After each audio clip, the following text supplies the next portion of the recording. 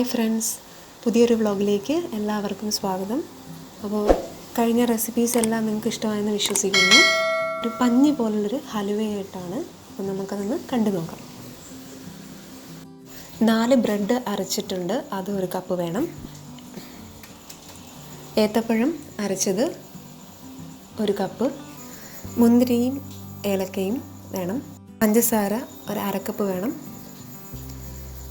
Cornflour 2 table spoon. ആവശ്യമുള്ളത് നമുക്ക് ചേർത്താൽ മതി. നെയ്യ് ആവശ്യത്തിന്. അപ്പോൾ ഇത്രയും സാധനങ്ങളാണ് നമുക്ക് ആവശ്യം. ഒരു പാൻ എടുത്തിട്ടുണ്ട് ഞാൻ. അപ്പോൾ അത് നമ്മൾ ചൂടായി വരട്ടെ. ചൂടായി വന്നിട്ട് നമുക്കതിനകത്ത് നെയ്യ് ഒഴിക്കാം. അപ്പോൾ ഇത് ശരിക്കും എളുപ്പത്തിൽ തയ്യാറാക്കാൻ പറ്റുന്നൊരു ഹലുവയാണ്. പഞ്ഞി പോലിരിക്കുന്നൊരു ഹലുവയാണ്. 1 ടേബിൾ സ്പൂൺ നെയ്യ് ഒഴിക്കാം. ഇനി വേണ്ടത് നമ്മൾ അരച്ച് വെച്ചിരിക്കുന്ന ബ്രെഡ് ചേർക്കുക. അപ്പോൾ കുറച്ച് നേരം ഇരിക്കുമ്പോൾ അതൊന്ന് കുറുകും. അപ്പോൾ നമ്മൾ അതിനകത്ത് നന്നായിട്ടൊന്ന് സ്പൂൺ വെച്ച് ഇളക്കുക. കുറച്ച് വെള്ളം കൂടെ ചേർത്ത് അതിനകത്ത് ഒഴിക്കുക. ഒഴിച്ച ശേഷം ഞാൻ അവിടെ കുറച്ച് വെള്ളം ഒഴിച്ചിട്ടുണ്ട്. ഇനി വേണ്ടത് ഏത്തപ്പഴം അരച്ചത്, അതും ഇതിൻ്റെ കൂടെ തന്നെ നമ്മൾ ചേർക്കുന്നത്. ഇനി ഇത് നന്നായിട്ട് യോജിപ്പിക്കുക. ശ്രദ്ധിക്കണം, കട്ട കെട്ടാണ്ട് ഇരിക്കണം. അപ്പോൾ നന്നായിട്ട് ഇളക്കി തന്നെ കൊടുക്കുക. നമുക്ക് വേണമെങ്കിൽ കുറച്ച് വെള്ളം ചേർക്കാം. ഞാനിവിടെ ബ്രെഡിൽ ചേർത്തിട്ടുണ്ട്. അപ്പോൾ അതൊന്ന് കുറുകി വരണം. വളരെ പെട്ടെന്ന് തയ്യാറാക്കാൻ പറ്റുന്നൊരു ഹലുവയാണ്. എല്ലാവരും ഇതൊന്ന് ട്രൈ ചെയ്യാൻ നോക്കണം.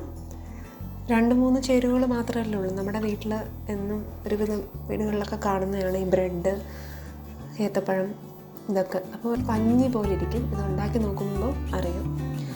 അപ്പോൾ ഇതിങ്ങനെ ഇളക്കട്ടെ.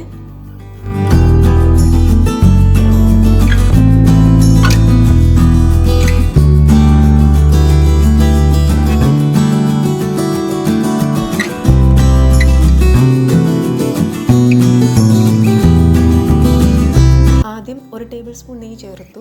ഇനി ഇതിപ്പോൾ കണ്ടോ ബബിൾസ് ഇങ്ങനെ കുറുകി വരുന്നത്. കുറച്ച് നെയ്യും കുറച്ച് പഞ്ചസാരയും കൂടെ ചേർക്കുന്നുണ്ട്. ഞാൻ മറ്റൊരു പാത്രത്തിൽ കാരമലൈസ് ചെയ്യുന്നുണ്ട്. അതാ നോക്ക്, കണ്ടോ. അപ്പോൾ അത് വളരെ കുറച്ച് മാത്രമേ ഉള്ളൊരു 1/4 കപ്പോളം പഞ്ചസാര എടുത്താണ്. അത് ഞാൻ ചെയ്യുന്നത് ഒരു കളറിന് വേണ്ടിയിട്ടാണ്. നിങ്ങൾക്ക് വേണമെന്നുണ്ടെങ്കിൽ അത് ഓപ്ഷണലാണ്, സ്കിപ്പ് ചെയ്യാം. അപ്പോൾ അത് ഞാൻ ഒരു ലൈറ്റ് കളർ മാത്രമാണ്. അത് കാണിച്ചു തരാം.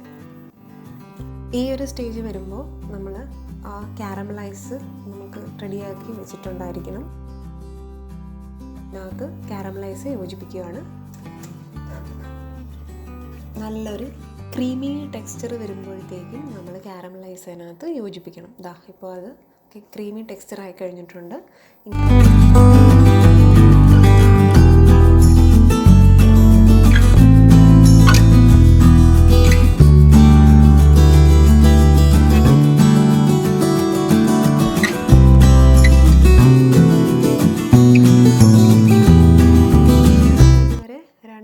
സ്പൂൺ നെയ്യ് ചേർത്തിട്ടുണ്ട്.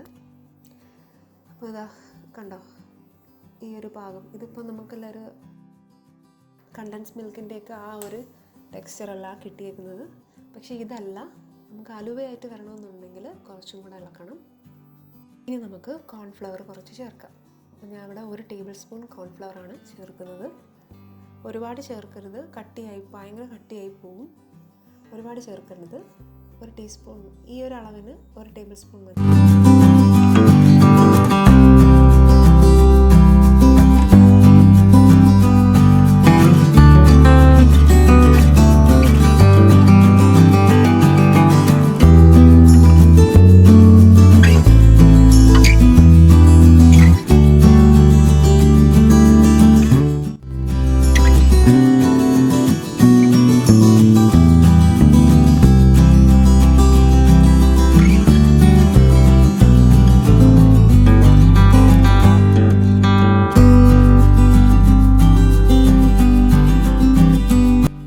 കണ്ടോ,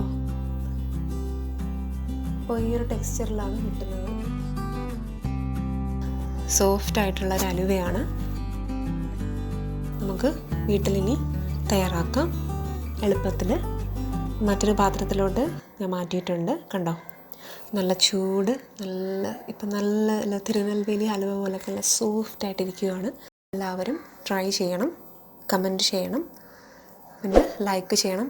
ഈ ഒരു കുഞ്ഞു വീഡിയോ ഇഷ്ടപ്പെട്ടെന്ന് വിശ്വസിക്കുന്നു. എൻ്റെ ചാനൽ സബ്സ്ക്രൈബ് ചെയ്യാൻ മറക്കരുത്.